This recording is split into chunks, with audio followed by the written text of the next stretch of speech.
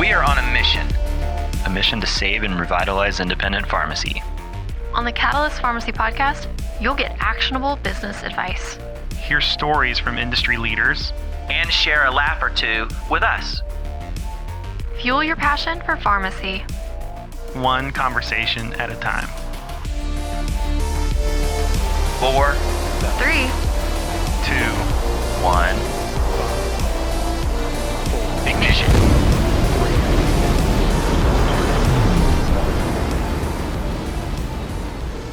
Welcome to the Catalyst Pharmacy Podcast. I am your host, Mark Bivins, Vice President of Sales at Pioneer X.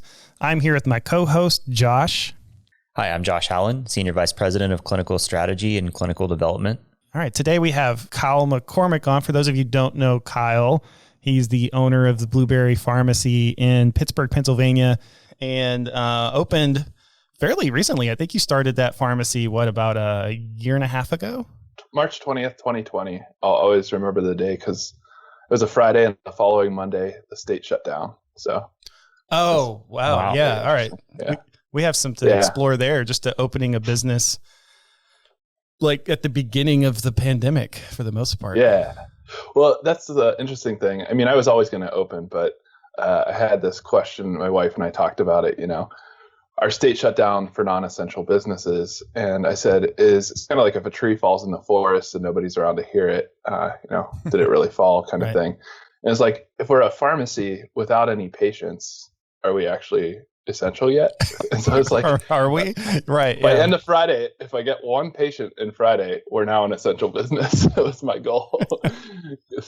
We're now a pharmacy. So. Right. Yeah. So it's wild. The day I flew back from Pittsburgh was the day everything shut down. So I was flying back to Dallas hoping that I was actually going to be able to get back to Dallas, and you were opening a pharmacy. That's kind of the motto of 2020, right? I love the belief behind you, dude. You really are a Ted Lasso fan. I love it. Say, did you do your homework? I did. I did, man. I'm on episode 7 of just season 1. So I got through 7, but I'm not gonna lie, the first episode I was like, okay, I'll keep going. And then after the second one, I was hooked. Yeah. I was hooked. Have you seen there's a group on the internet that are keeping track of Roy Kent's F-bombs. And season 2, episode 5, he had 22. Oh, nice. All right. I laugh because we always watch it. Our older one's asleep, 3-year-old's asleep. And we have our 3-month-old with us. And I swear that he's heard more F-bombs in his 3 months of living than I've heard in my whole 18 years of life. First years of life I probably had heard. So it's just funny. Luckily he won't remember them. Or he'll grow up like Roy Kent. Yeah. Which wouldn't be bad, let's be honest. I mean, that's not the worst. That's not the worst way to grow up. We could spend the entire hour talking about Ted Lasso. It's all right. It's not bad. I would. The one thing that's super unique about you that I wanted to talk about, that I'm sure you've talked about, you might be tired of talking about, but you have a super interesting pharmacy model, the business model around your pharmacy. But before we dive right into that, it's some kind of no insurance, cost-based membership stuff. But what led you to go, I want to do pharmacy differently? Internship, I didn't really pay attention to costs. I didn't really pay attention to how much we were buying and selling for. But in the years of residency and after, I realized, we're buying this very cheap, and patients have really high copays. So why not just go direct to the patient? Why not just cut out insurance? Patients will have cheaper prices. It seems like less of a headache versus chasing reimbursement every year. Risk of audit goes down, inventory goes down. Right. It just seems like a logical progression. So decided to open up my own pharmacy, testing out the model. So I have to know, now that you've started the pharmacy, how did you get the name Blueberry? Yeah, so my wife came up with it. I didn't want it to be just another last name pharmacy. I like the idea of that, but it doesn't scale as well. And it's also, it's very tied to that person. So at Gaddy Pharmacy, the Gaddy family had owned it for a period of time, but it was no longer in the Gaddy family. So it was like, you have that history there in the community, but also why is it still called that? So didn't really want the last name. And then other options like the hometown pharmacy, hometown apothecary, hometown this. You get that feel for it, but it's like how many, like there's so many hometown things in our area pharmacy wise that I'm like, I don't even know which one you're talking about. And so it's like Apple, Google, they don't have anything to do with what they actually make. And so I said, also true. People love what Apple is. So, fruits must be a good name. So what's a fruit that's not taken yet? And my wife came up with Watermelon Health and Blueberry Pharmacy.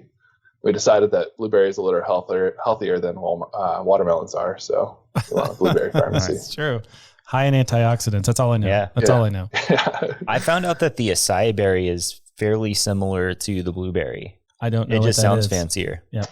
People can't pronounce it. So People can't. That's why. Yeah, it's probably a good name for a pharmacy though. But yeah, then you'd have a bunch of people coming in with all kinds of butchering of your name. Yeah. Everybody knows what a blueberry is. Kyle, I did tell you Josh is good for a random know how to fact. spell it, but somebody asked how to spell Blueberry Pharmacy. Oh, I thought they were joking. I was like, no, it's literally. They're like, is that 2 words or one? And I was like, it's one word. It's just like the fruit. it's one word. Honestly, some people were out there was like, I didn't even know it was one word. On today's educational programming, Right. blueberry is one word. Okay. All right. Well, so let's get into like your model a little bit. Your model's really unique. So I'm going to let you just describe it and then we can chat about it. All those trends that I had just outlined kind of got me thinking, how can we redesign the pharmacy model itself? And actually, a lot of the model, whenever I tell it to a patient who might be 60 plus years old, they're like, this is just how pharmacy used to be. And so, it's not anything really new. It's just pre-insurance. And so those trends, like the, increasing number of generics, now they're so inexpensive that it almost makes more sense to just buy them outright. And from a patient perspective, it may not yet make more sense that way because they might still have $0 generics or something like that. But right. If you think about it, we're working with medications, the majority of the medications we have. In fact, I did an analysis on the inventory, and the average acquisition cost per 30 units is about $3.79. And so we have a month's supply costing acquisition $3.79. Is that and we're asking it. That's generics generic. only, right? Yep. Mm-hmm. Yep. So we don't stock any brands. Mm-hmm. So we're asking, insurance to get in the middle of a transaction, and somehow, what PBMs argue they do is lower the cost. You're asking an entity to come in, take a part of that cut and somehow lower something below $3.79. It just doesn't make sense. Right. And so, really, the difference between our model and the traditional model is we view a future of pharmacy where you have generics bought and sold on an open and transparent marketplace, and brands being more mail order where insurance really fits, and brand specialty, high cost generics, things like that, really where insurance should be involved. So really the thing that makes our model unique is we just cut out the insurance and say, here are our costs, here's how much you can buy it for. We add on a standard dispense fee. So for non-members, it's cost plus $10. For a 30-day, cost plus $15 for a 90-day. And for members, it's cost plus $3 and cost plus $5 for 30 and 90, respectively. And so it's very transparent how we come up with those prices. Early on, we were like, patients will want to know how we came up with those prices. How'd you come up with $10? Yeah. Right. Yeah. Oh, no. Or 10 and 15 were pretty, is based on the nationwide average cost of dispense of $10.79. Interesting. We figured, our nationwide cost of dispense is probably lower. Like our cost of dispense is probably a lot lower than $10.79 because we don't need as much staffing. We don't have all the overhead expenses. Our prior auth department's very small. It's it's clearly covered. Clearly everything's covered. Right. Yeah. As long as you can afford it, and if you can't afford it, we'll work with you to find an alternative that works best. Right. And so all that overhead is decreased to where our cost of dispense is well below $10.79. We feel if we hit scale when we hit scale. So that's where 10 and 15 came from. Is 10 is right around there. Puts us pretty competitive with GoodRx's and all the other cash models out there.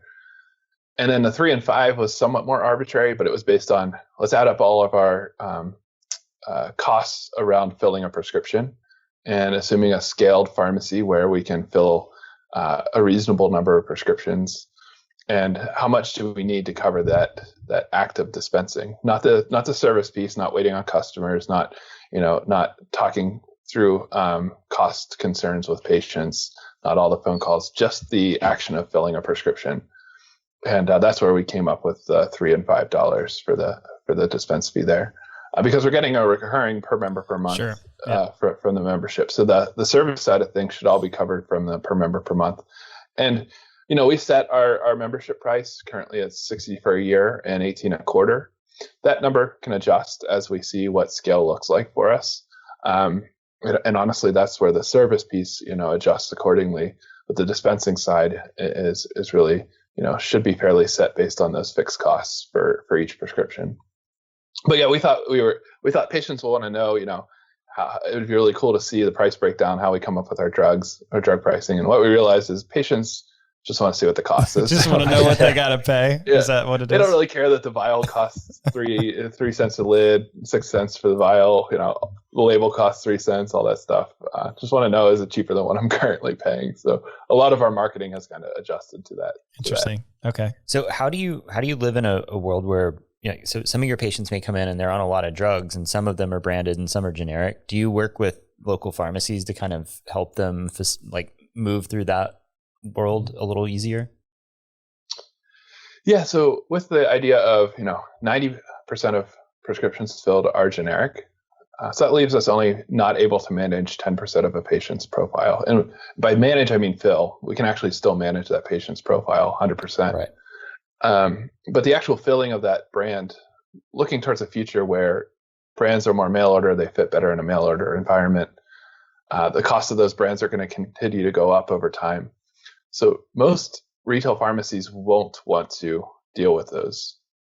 Most already don't. You look on the independent boards, a lot of pharmacies are trying to figure out ways to, convince patients to fill X prescription here, come here for generics, all that stuff. I mean, we possibly have a better and easier convincing point to the patient. It's just like, hey, we don't take insurance. You have an easier leg. Yeah, you have a better leg to stand on. I just don't do it. Yeah. Specialty already kind of created that world where patients are becoming used to, prescribers are used to sending prescriptions one here because that's what the narrow contract of your insurance requires, and everything else can go here. So I don't think it's going to become an increasingly easier argument to make as more of the market splits. And so we still help patients with those prescriptions, to your question. If a patient has a brand name medication that's kind of pricey, we'll help them either find a manufacturer assistance program to help them qualify for that, get it directly from the manufacturer for free, or we'll help them apply coupons. Well, like I have a patient today who I'll be calling her current chain pharmacy to get coupons applied. And we charge a cost consultation fee. So as long as we're able to save them greater than our cost consultation fee, there's no charge unless we save you money, basically, is how we do that. But it's us managing their medications, but not having to actually fill them. So it's more of that, service-based approach versus the actual dispensing. So yeah, it's not too much of an issue. I think that, it is for the patient in marketing it. It's probably the hardest thing because we're not there yet where they expect, if I have diabetes. That's fair. And I've got a couple brand names with my diabetes, I expect to just be able to fill everything everywhere. Versus a specialty, it's a lot clearer. This is a $10,000 drug. I can't even get it at my local pharmacy, so I get that filled elsewhere. But I think we're getting there, and as brand costs keep going up and patients shop around a little bit more, they might understand it a little bit better. And as insurances probably keep grabbing more and more of control of that brand, it's kind of what you're saying. And you said 90-10, so 90% of everything is a generic, 10% of its brand. And you're saying, what you're saying is it's not that hard because there's already a big portion of that brand already dispensed specialty or already dispensed through the mail or PBM. It's not as big of a leap, is what you're saying, to go a generics only kind of cash model if you wanted to. Right. And it's only going to get easier as fewer people are on. And once we have Eliquis go generic and a couple other diabetes medications go generic, really it won't be the common disease states that need brand name medications. We might have a couple more blockbusters come out, but a lot of the drug development, drug pipeline is really around specialty orphan disease states. And so it honestly will become easier because it'll even be clearer that sending those medications directly to the patient, warehousing them in one big warehouse, sending them directly to the patient that needs them, especially if we're talking orphan disease states, already what happens with specialty. We don't want a whole bunch of community pharmacies throughout the country trying to stock them or whatnot. We'll know that the lowest cost of care and the most direct route is warehousing all those brand specialty medications in a central facility and then sending them out. It makes a lot more sense. I guess the easier way of saying this, it makes a lot more sense to have a facility in Arizona stock Repatha and send it to me in Pittsburgh as a patient than for mail order generic drugs for my amlodipine that costs 10 cents for it to be mailed to me from Arizona in that model. It doesn't make any sense. Yeah. And so that's how I view it. It's like Amazon.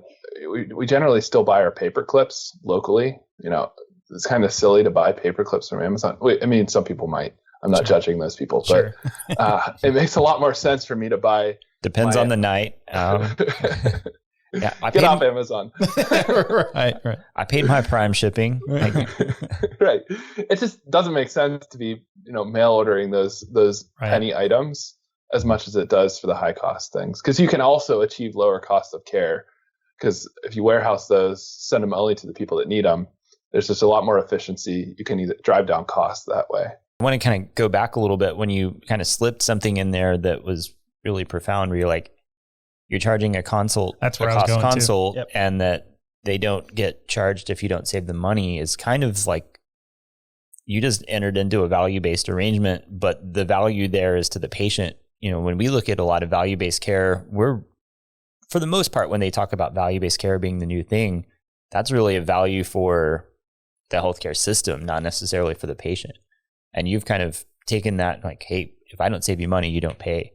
Mm-hmm. How have patients approached, what's your general reaction look like? And do you have some like self-funded employers you're working with to help those patients? I guess is the only thing I'd add to that. Yeah.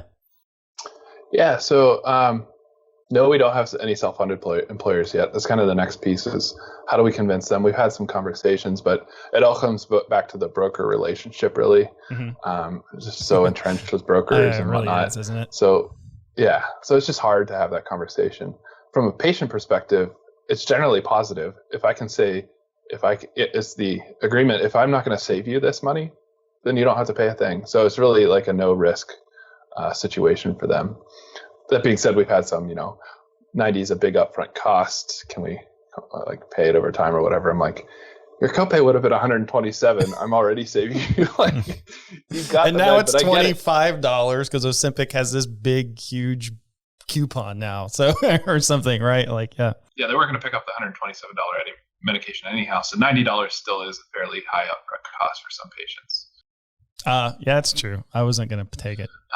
But that's a very small percentage of the patients. But generally, since we do enter into an agreement where there's no cost unless we save them money, they generally are for it. I think it's just more, they've never encountered that type of experience in healthcare. And so they're a little bit skeptical. Especially whenever I'm saving somebody with a manufacturer assistance program. We do charge a cost consultation fee for that. And because we do the application for them, we do the follow-up with the physician. We manage that whole application. So we see it as, you're going to get it for free. If you do get it for free, our time is valuable. So there's $90 there. But I've had patients saying, free medication, I don't want that. There's got to be a catch there. There's the right. It's like, are you selling my data or what are you doing?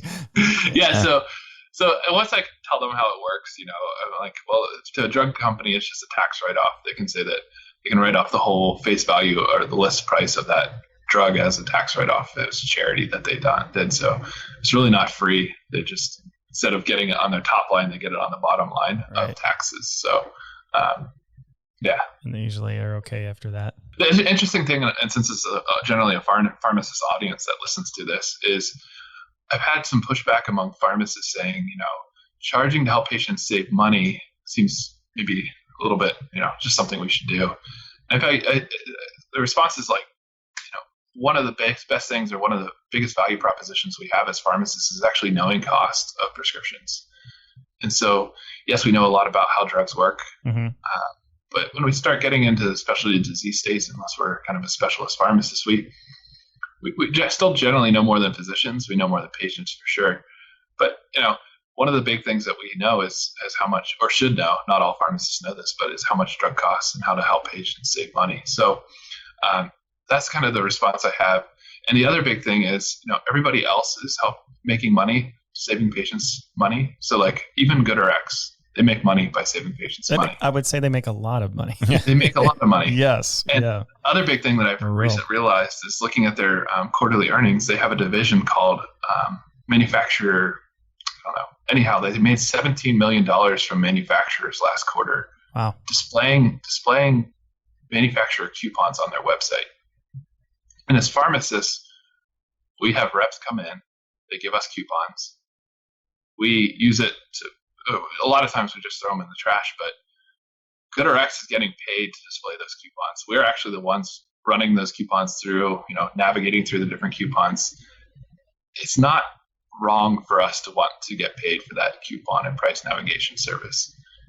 We're doing a lot more than just sticking it on our website and making patients navigate through it and understand how they work. And so I would challenge all pharmacists to think about how you might almost make a service line out of helping patients save money. You were talking also too, like, I guess this is a good segue into like MTM services and things like that. And the way you were talking about med management is there's a portion of med management that should factor in cost and maybe factor in cost at one of the most important things if it's really important to that patient. Yeah. So like from a med management, we do our cost consultation fee is generally started around cost, but a lot of what we do is around just managing the patient's medication too. So the one example I always come back to is a patient who is prescribed fenofibrate 50 milligrams. And this gets to like some of the challenges I have with valuing MTM as well. But, in a scenario in a traditional pharmacy, if that's covered by insurance, it's a generic. It might be a tier 2 generic or something like that. So patient might have a $10 copay, might not think anything about it. And if we're a pharmacist armed with cost of medication, we realize that fenofibrate 50 milligram capsule is actually acquisition cost over $200. And as pharmacists armed with costs, we also would know that fenofibrate 54 milligram tablet, although through insurance world, might also have a $10 copay, same tier, possibly, they might not be. But I'm sure on some plan they're the same tier.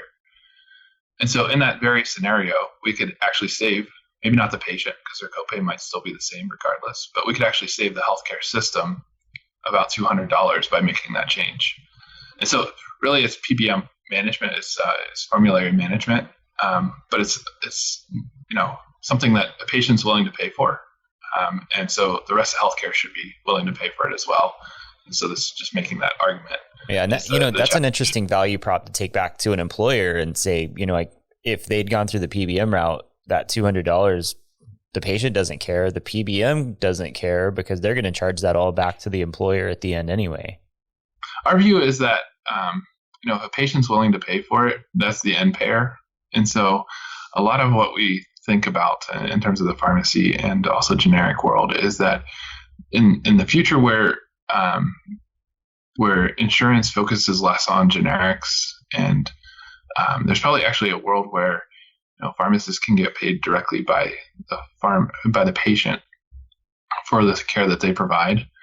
And so a mechanism where that might work is with FSA, HSA accounts where, if an employer decides to fund an FSA and HSA, more so, and then even government where they might give patients FSA, HSA funding and some mechanism, you're then equipping patients to become the end payer for generics and services in a sense. And so honestly, patients are good consumers. And so I think we'd actually see, I heard it again recently with podcast with Capital RX, and a lot of their philosophies align with ours essentially. So they're the transparent PBM. Mm-hmm. But he has this really good analogy where he says, for some reason, comparing grocery shopping with pharmacy prescription shopping, we think that a consumer is bad at can't shop for drugs without some middleman helping them. So it'd be like walking into a grocery store and some person coming up to you and saying, you can't shop here. You're not going to find the best price here. I'm your shopping assistant and I'll help walk you through, because there's no prices displayed on the grocery store. We just see percentages off list price. And, we're not going to show you the list price, but we'll just say this one's 18% off right now. This one's 54%. So we'll help you navigate through here versus in a world. So that's the pharmacy world that we currently live in. Right. But if we distinguish that world from the future world that we see at Blueberry, where prices are open and transparent and they're also fair, a patient will, a med list of 9 medications, they'll start to know what's a fair price for their atorvastatin or their blood pressure medications, and they'll become good shoppers just like they are with everything else. And so obviously we don't want a world where it's drive to the bottom in terms of price. As pharmacists, we don't want to show value. And that's why we build in the membership piece, is that, we will show patients the service side, how we can help them navigate those prices and also provide that extra level of care to where they know they can call us about whatever healthcare needs. But that's kind of the future that we see, and why we value the patient as the end payer and don't focus so much on, will this PBM pay for this service? Their PBMs don't want to pay for this stuff. Yeah, I agree. They want to take it in-house and say they want to pay for as very little as possible. Yeah. And so keeping them out of the mix just makes things so much easier. Yeah, it's funny that when you mention you don't want to race to the bottom, is like you almost want to race to the bottom for the drug so that you can demonstrate the value and charge appropriately layer for on that the service. Yeah, the history of that's been you can buy the drug cheap and sell it for really a much higher price, because that's where you're baking in all of your service. And patients never realized that that was the case, and PBMs just passed that along to someone else. So it just became this fictional thing. You see dispensing fees of 82 cents. Right. So paid back. You've taken something that's fictional and given it like, all right, here's what you're going to get for the thing that you're buying, and then the service that comes along with it is, and it's very, very clear. I like that idea a ton. Earlier in the podcast, you mentioned you had a 3-year-old and a 3-month-old. Is that correct? Yeah. Nice. So what do you guys do when you're not blueberrying? We're gonna make that a verb, by the way. Blueberrying. Just blueberrying today. So we've been so caught up with COVID and Blueberry over the last year that there's not much beyond there. We do like vacation and travel and whatnot, but hasn't really entered our lives in the past year. So, but yeah, we just playing at home, traveling to see grandparents, whatnot. We camp a lot, things like that. Oh, you do? We don't actually go camping. We go up to camp. And then we make it back in the same day so that we can sleep in bed. You go experience the outdoors and you come back. Campfires, yeah. Eventually we'll start camping, but 3-month-old is not. Oh, no way. Yeah. No way, man. Yeah, I'm pumped. My kid's about to be old enough to where he can take her camping and not hate the entire experience. Mm-hmm. Yeah. I think 3 years old will probably be like, it'll be a good overnight trip, but anything beyond, a day and a half, 2 day with one night experience probably is too much. Right. Well, and just like, I feel a lot more about my parents when we used to go camping when I was younger, because we would go and I was probably 4 or 5. And of course I did absolutely nothing to help. So, getting the tent set up, getting the fire pit set up, all that stuff that, we'd go for a weekend. So you'd drive out there Friday night after work, stay Saturday, leave Sunday. Just the amount of work that goes into that. It's a beating. Yeah. Yeah. I'm going to say this because likely my in-laws won't listen to this podcast. But we took a camping trip with in-laws and because they're from Pittsburgh. No, it's a small city, but it's still a city. Mm-hmm. I'm from country, small town, Pennsylvania. So I did camping all growing up and everything. So it'd be fun to go as a family camping trip, and we'll just go to my grandparents' old land and we'll camp there. And they were all for it. And we get there and they helped out a little bit. The parents helped out a lot, but I'm talking about like the like the sisters and brothers-in-law. I gotcha. And like I was showing them how to set up a tent, how to do everything. And at the end of it, I was like, "What did you have fun?" They're like, "Yeah, it was probably too much work for just for a day or two." I was like, "I did all the You're work. like, I'm the one that did it, dude." I still had fun. I'm like, what are you talking about? It's too much work. Yeah, But it was I just realized exhausting watching you put up the tents and stuff. It just made me feel bad. I just don't know if I want to do that again. It was a lot of work. They just didn't do the work. I'm putting words in people's mouths, everyone. So anyway. It's safe to say that on a pharmacy podcast. Well, so I used to camp all the time, and it was Halloween about maybe 6 or 7 years ago. And I finally convinced my wife to go camping with me. She's from El Paso. They don't camp in the middle of the desert because you die. Because you die. Right. Yeah. So we went camping, and it's Halloween in Texas. And Texas Halloween is either like 90 degrees or 35 degrees. And some days it's both. And we drove out there, we get camp set up, and it was probably 85 degrees when we set up. And that night, like this gnarly cold front blows through, and it's like 29 degrees at night. And my sleeping bags are mummy bags, right? So you zip in, and the way you stay warm is body heat. Yeah. Well, my wife didn't like the mummy effect, so she unzipped it and used it as a blanket. And if you camp, a mummy bag works off body heat. So when you unzip it, you've basically just got like a foil blanket. Yeah. And she froze her butt off all night. Like my 3 dogs are in the tent, like huddled together. They're all freezing. I wake up, I got a little frost on my nose, but otherwise okay. And she was like, I will never camp again. And she's held true to it. Like, she wouldn't even think about camping at this point. I don't blame her.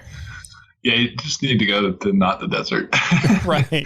Not where there can be huge shifts. Well, and this was North Texas. Like this wasn't even the desert. Yeah, that's true. That's true. It was just the universe telling my wife she's not a camper. Right. Yeah. I think the universe has told me that. That you're not a camper? That I'm not a camper. Yeah. I'm a glamper. I could glamp, Yeah. Get in like a yurt, like a nice yurt or something. Yeah. Nice Airbnb. Right, Airbnb next to the woods or the mountains or something. Yeah, your camping goes from 5 stars to 4. Yeah. Right. That's how I camp. But yeah, the sleeping. I'm like as a kid, I thought that those are cool, but I can definitely see myself moving up beyond a sleeping bag. That's like the right. That's really it's just the laying on the ground thing. I don't thing. need to move beyond the tent, but like sleeping on the ground is just a little hard. It's just a beating. I know. Got to get it caught. That's people listening to this. Just like you're soft, Mark. But I'm all right with that. If his Tempur-Pedic's not going, he's not going either. Right. It's purple mattress. My purple can't come with me. The cold wake up will be the remote setting on the right. These fancy mattresses that have the temperature control mattress. Your model doesn't really fit inside I'm going to call it the cookie cutter of like normal supply chain and pharmacy. You're only buying generics. There's no brand generic mix. There's no probably generic ratio contract you're trying to hit. What is that like for you and navigating that and trying to, when you're starting this pharmacy up, who's even willing to talk to you? Yeah, I mean, it's definitely interesting. I think, getting a primary contract. So we're working with a regional wholesaler for our primary contract. Okay. So, primary contract would be pretty tricky, if you're using one of the big 3. Yeah.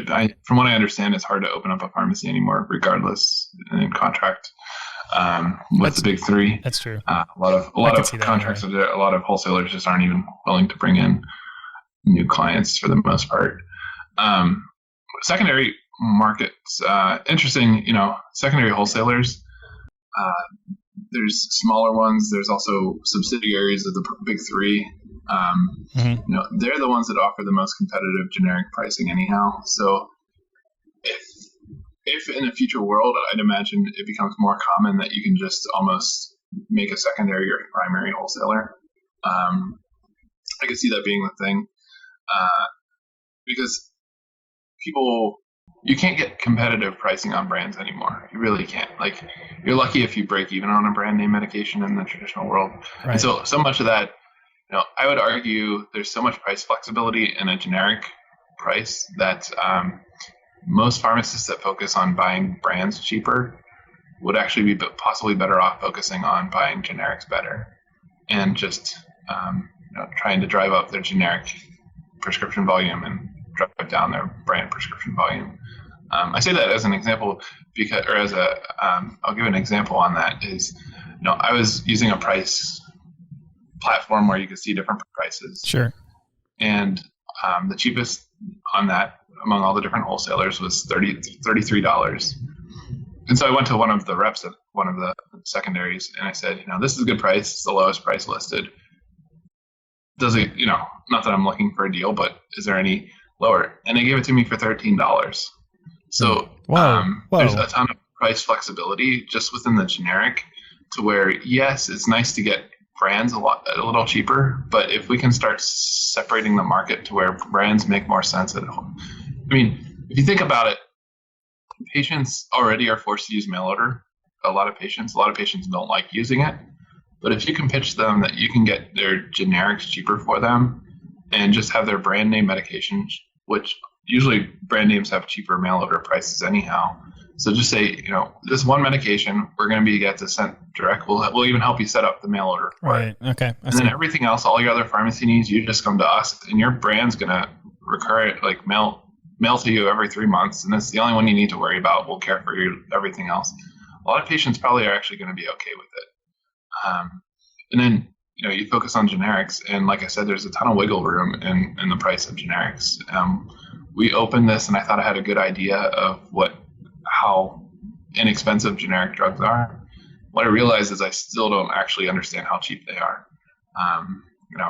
Like I said, the average cost on our shelves is $3.79. And that's everything from colchicine, which tends to be, a pretty expensive medication, to amlodipine, which is a very inexpensive medication. So very, very a lot of wiggle room. So in terms of where we fit into a supply chain, I think a lot of it comes down to we might be thinking about pharmacy wrong in the brand and generic marketplace world. Is we actually operate we're actually sitting in a more efficient supply chain within the pharmacy world. We don't have formulary management involved where we'll cover. I've had chain pharmacists share me some screen images where one formulary said, we're not going to cover ibuprofen on formulary. We only have naproxen, atodolac, and some other NSAID.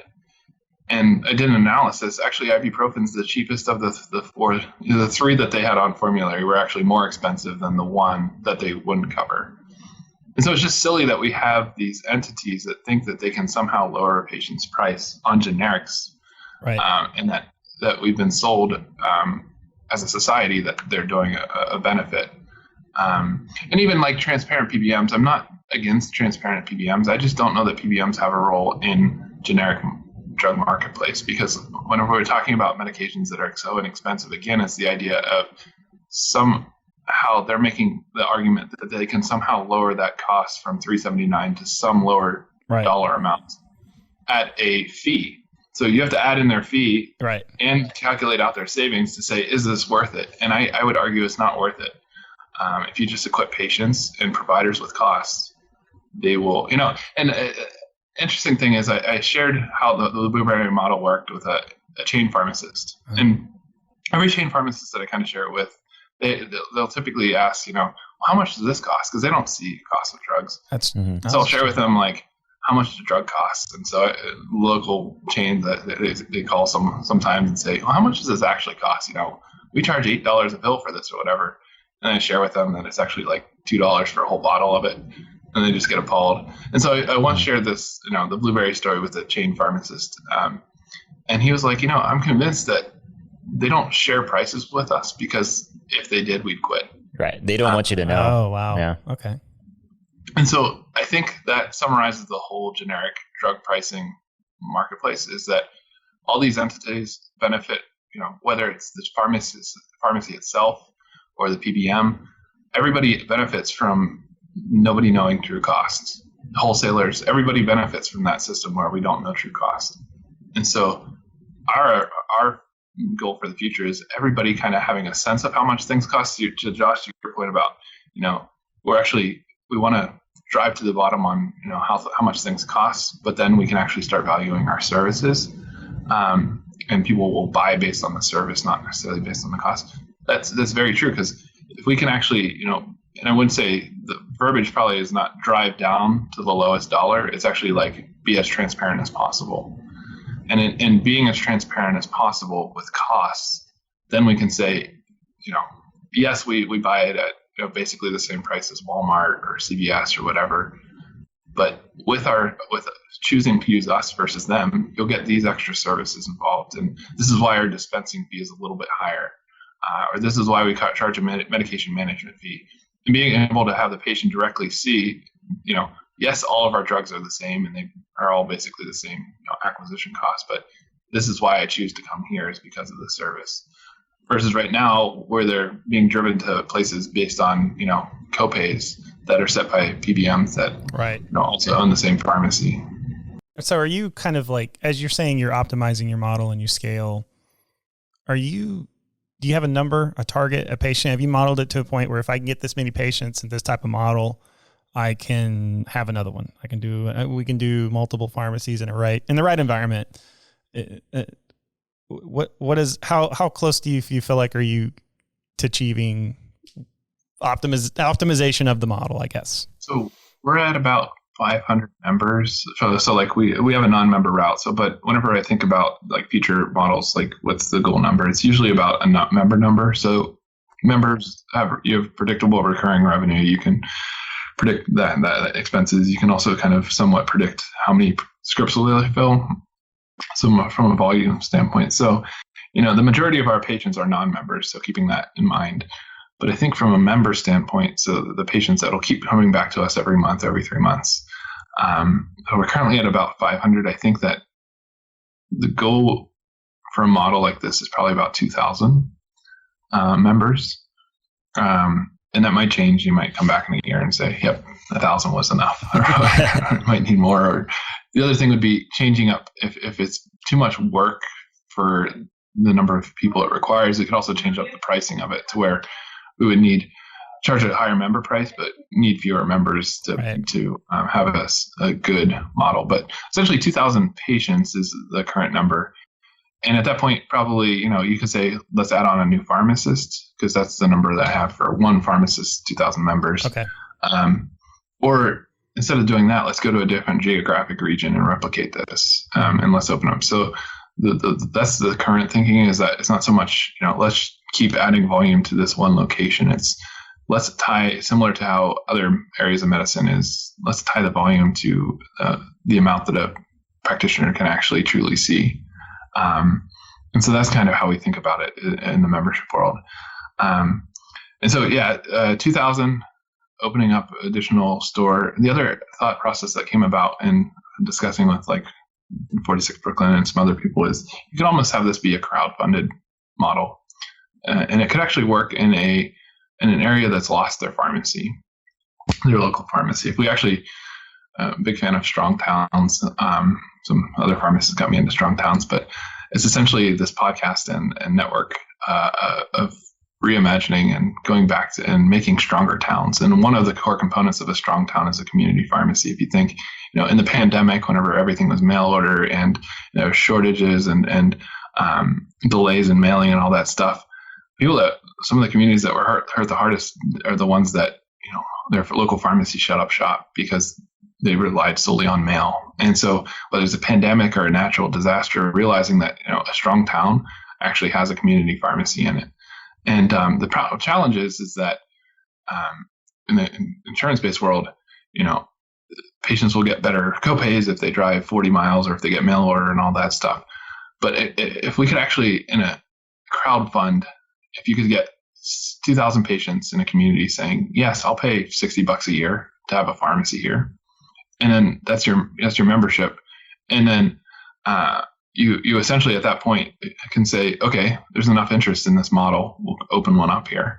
And so you could almost have, and then in doing so, they would know that most of their generics, most of the stuff that they would need acutely would be less than $10 a fill. And so it's essentially bringing a community pharmacy back into a community that might have lost one.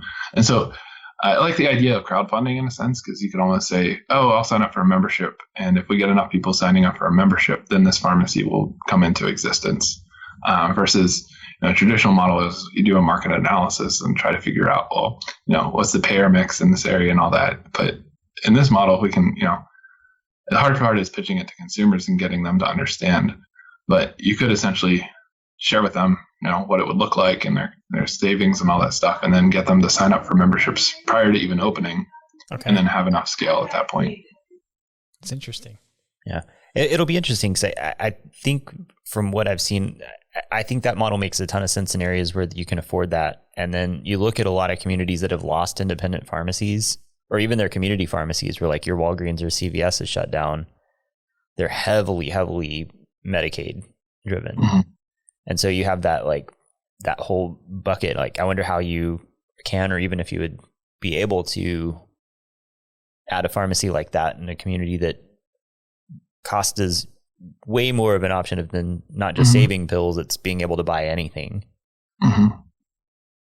Yeah, no, definitely. And one thing I'd caution is we think drugs are expensive, and all of America has been trained to think, our costs, our drugs are so expensive and we can't afford them without insurance. But I'd actually argue, so we actually have a couple Medicaid patients that have stayed with us, even though they have $0 and $1 copays elsewhere.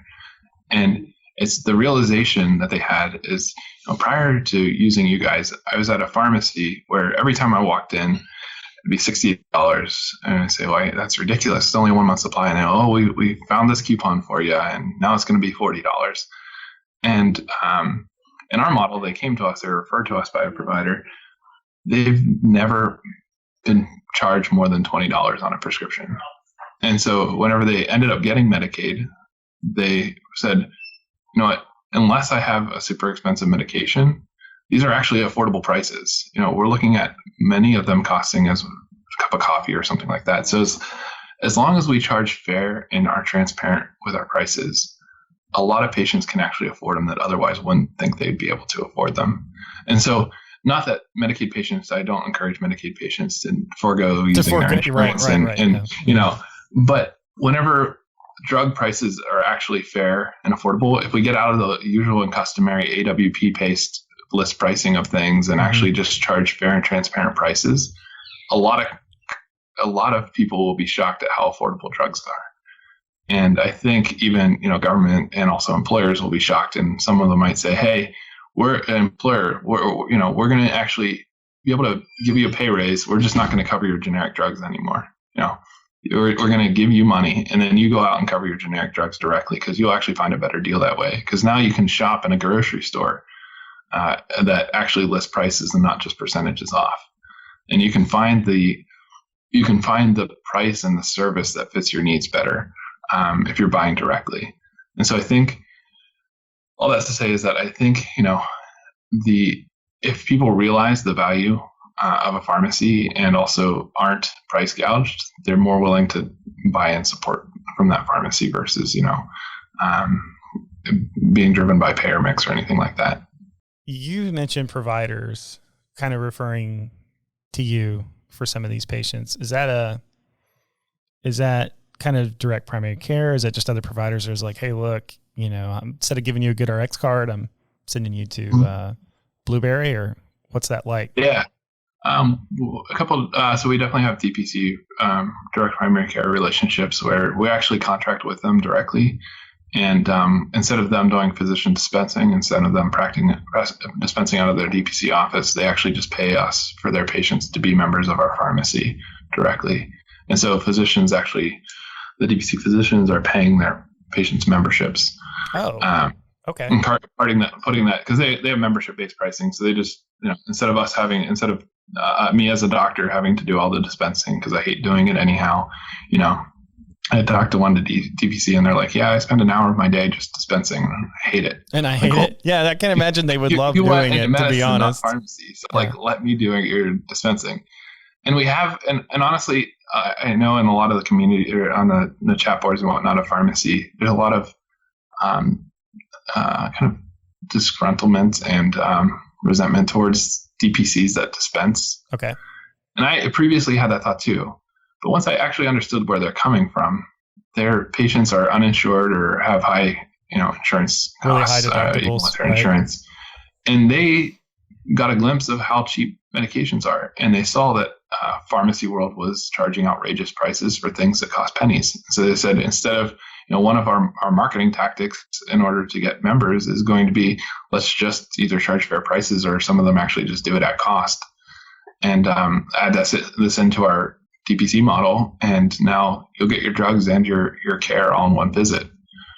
And because the pharmacies like ours didn't exist, and so what our value proposition to them was, hey, you hate dispensing, we actually offer fair and transparent pricing, and so why don't you just carve out the costs that you spend in time and effort dispensing and just pay us to do that, and then we'll get your patients fair and transparent price meds. So that's kind of like how that came to be. And then we also have, so DPC refers, we have a doctor who's very price sensitive and watches out for price for their patients, was previously referring patients to Canada. Oh my goodness. All right. And so we have some good stories about patients. Canada doesn't really have shocked that our prices are actually cheaper than Canada. Yeah, I was going to say Canada doesn't have good generic prices. I don't think they have good brand prices. I think, but I don't have good generic good brand prices. Yeah, but a lot of people just associate Canada with cheap prices. Yeah, they're cheaper than list price. So if a provider doesn't have a good relationship with an independent pharmacy, and you're purely looking at colchicine, and even on GoodRx, colchicine is expensive. Mm-hmm. But if you realize that acquisition cost is like 6 cents a pill or something like that, something ridiculously low. I guess it's 18 cents a pill. And if you're looking at that and then realizing how much it's still marked up, even on places like GoodRx, and even independents probably mark it up more than they need to. And so Canada actually becomes a lot cheaper on things like that. So if we just have the same, and that's the other thing about this, what frustrated me in the world of insurance-based and also marking up prices is how we go about doing it. And so there's some models where, sildenafils and tadalafils of the world. Well, we know that patients will pay $6, $8 a pill for it. So let's just charge them $8 a pill. But I would argue that's not how it, pharmacy shouldn't be in the market of buying low and selling high. That's not what we do. We are a care-based, so we should actually make money based on our service. And in the dispensing role, our service is making sure that's safe and effective medication for the patient. And so whether it's a sildenafil or a lisinopril, we should make the same amount of money. And so that's kind of how we, set our dispensing fee. And similarly, I had this conversation with a student and thinking about specialty versus, generics. And we have all these monitoring parameters for specialty world, and we think about how we get paid for monitoring patients in specialty, and we can justify a higher reimbursement rate for those specialty medications. I said, well, what makes a specialty drug different than a generic drug? And they said, well, cost, but really it's the monitoring. Like some of those have pretty strong monitoring parameters. And I said, well, what makes that different than warfarin? And for some reason, Walmart has warfarin on their $410 list. That's and pretty fair. It requires probably more monitoring than most specialty medications do. And they're like, well, yeah, probably. And what about lisinopril, where we're supposed to be monitoring kidney function? And what about, statins? When we start them on, we should be monitoring their liver function. And, all these things that we've said, no, they're $0 or they're $410, or no, everything should have a set dispensing fee. So some, maybe have a little bit more monitoring. So maybe we add a little bit more dispensing fee, or like we do with here at Blueberry Pharmacy with our controlled medications. Our dispense fee is not the same. It's not 10 and 15. It's higher because we have to do a PMP lookup. We have to do a couple other things with that. But the idea of buying low and selling high is how we set prices in pharmacy doesn't make any sense. It should all be cost plus. And then similarly, the idea of copays being set at 30 and 90 days never really made sense. It should be based on the quantity consumed. So, if you're getting 360 tablets of metformin so let's say 180 tablets of metformin, and you're using 2 a day. So that's a 90-day supply versus somebody that might be using 3 or 4 a day or whatever. One gets a lower copay, one gets a higher copay, but you're both getting the same quantity. It doesn't really make sense. So we do have, our 10 and 15. That's more to discourage people from just buying a ton all at once. But the idea that we don't have quantity tied into prices is really frustrating to me. And I'll end with this example in terms of a patient with insulin, where their insulin calculates out to a 31-day supply. Then all of a sudden their insurance charges them a 90-day copay. Doesn't make any sense to me. It shouldn't make any sense to anybody. But for some reason, in insurance world, that's how we set copays. But a box of insulin is a box of insulin. So it should, to some degree, basically be charged the same amount regardless. But that was always super frustrating. So that's why charging a dispense fee for the act of dispensing and having the acquisition cost be directly tied to the cost of medication is how we set our prices at Blueberry Pharmacy. Well, that makes a ton of sense. And now we feel silly for not being like, it's funny. It's one of those things. It's like a great idea that sounds so simple after you hear it. This is one of those where you're like, well, yeah. Yeah, I know. You're like, the way he's talking about the copays, it's like, yeah, yeah, that makes sense. Like, yeah, I don't got anything. I don't have anything. Yeah, yesterday I had a patient, estradiol cream, Medicare Part D patient, and their doctor referred it to us. And apparently the doctor didn't even say, here's why we're sending it to this insurance-free pharmacy, because they have insurance, they have Part D. So I said, well, we called, and they said, well, who are you? Why are you calling me? And I explained, and I said, well, do you need my insurance card? And I get this sometimes whenever the doctors know about us and don't quite educate the patient. Yeah. And so they're like, actually, no. And they're like, well, okay. And so they're like all nervous, like, what might the price be if I don't have my insurance card? And so I quickly looked based on her insurance what it might be, and just looked on Medicare formulary for that specific plan, and saw that I don't know because I didn't adjudicate the claim. I have no way of adjudicating the claim, but according to the Medicare formulary, in the initial coverage phase, that estradiol cream would be $249. Holy crap! And this is a patient. It's considered tier 4 generic. And the funny thing is, though, the drug costs, I don't know. Our cost on it was $20. I was gonna say not like a $30. Yeah. $22.95. Okay. So that means if we have a $10 dispense fee, our cost is about $12.95. And so why is a PBM involved at all? Like, if the patient feels like, if the doctor feels that's necessary, and if the patient feels like it's affordable, why get a PBM involved at all? And so it's just interesting that, what was more interesting, I sent it off to a friend that understands Medicare more than I do. And I said, how did they get, because it was $249 in initial coverage, and it was $62 in catastrophic in the donut hole. And then it was 20 something in the catastrophic coverage. Right. I said, how is it actually cheaper in the donut hole than it is in the initial coverage phase? Like, usually it's the opposite. Usually in the donut hole, your prices skyrocket. Yeah. And he gave me a breakdown. He said, it looks like this calculated out to a 3-month supply. And since it's tier 4 non-preferred, they have $100 a month copay. And so since it was 3 months, it was going to be $300, but the actual cost of the drug came out to $249. So it capped at $249. And then in the coverage gap phase, you have a 25%. The patient pays 25% of the cost. So that's $249 divided times 0.25. You get a 62. And then the catastrophic, I was like, that doesn't, like, if you shared this with a patient on Medicare and showed them how Medicare comes up with these arbitrary copay amounts on generics, it's mind-boggling that that's how we have a system that does that. And they picked it up for you for like what, $32? $22.95. Sorry, $22.95. Gotcha. Wow. Is the doctor like getting copay information in their system somehow? Are they doing that with some sometimes? Yeah, a lot of maybe that's why he sent it to you and didn't. I know we had this pre-call and you said, do you want to mention GoodRx at all? And you just kind of brought it up there.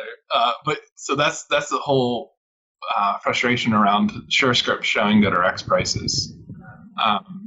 And so that's actually, so some of that actually plays into this, is that they are going to be starting to see prices in the system.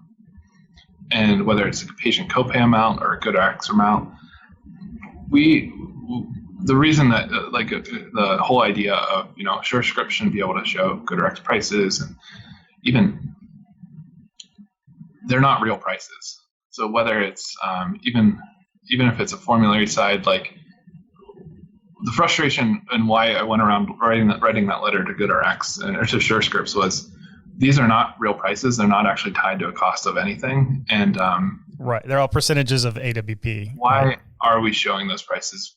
Pharmacy might not even honor those coupons. Why are we showing those prices? And tell the doctor, this is on this drug. If doctors really want to see prices, which I think is what they want to do, they want to have a sense of, is this going to be affordable for a patient or not? Why not just show NADAC, nationwide average dispensing, or nationwide average drug acquisition cost for that drug? And then in the fenofibrate example, they would see with a NADAC, it costs a lot more for a capsule than it does for a tablet. Let's just prescribe the tablet, versus like actually seeing to the penny what a patient might pay. Yes, that's good, but if it leaves out pharmacies like ours, if it doesn't allow an independence price to be seen, like GoodRx doesn't show independent prices, if it doesn't show those things, why show them? Because they're not fair and they're not transparent. And so that was the letter. And to your comment about, like, does the doctor actually want to see price? I think the doctor wants to see price. I don't think they care as much as we. If they would see how cheap generics are, they would probably just prescribe things and say, pharmacy, just manage it. Just choose what's best for the patient, basically. Because generics are so inexpensive that they would feel more comfortable prescribing something and not being. Right now, they're worried that if they prescribe something, it'll be super ridiculous. But if we actually know that, like an estradiol cream, if we actually know that their patient's not going to get price gouged by their insurance, let's just prescribe it and forget about it. And then the pharmacy can help the patient. Yeah, and part of what you're saying is the way it's being done is leaving out a different model, leaving out a creative way to try to solve the cost equation for the patient. All you're seeing right now is PBM based type copays is what you're saying. Yeah, let's actually solve the problem, not just patchwork up with what we've currently got. Yeah, I got you. Let's actually solve the price problem. Well, Kyle, man, it was. I think we're gonna wrap at this point, man. It was really good to have you on, and everything you're doing. The model, I hope it flourishes. I really do. I think the marketplace needs it. Yeah, nice to meet you both. All right. Yeah, man. Thanks for being on. Oh, certainly. Yeah. I believe.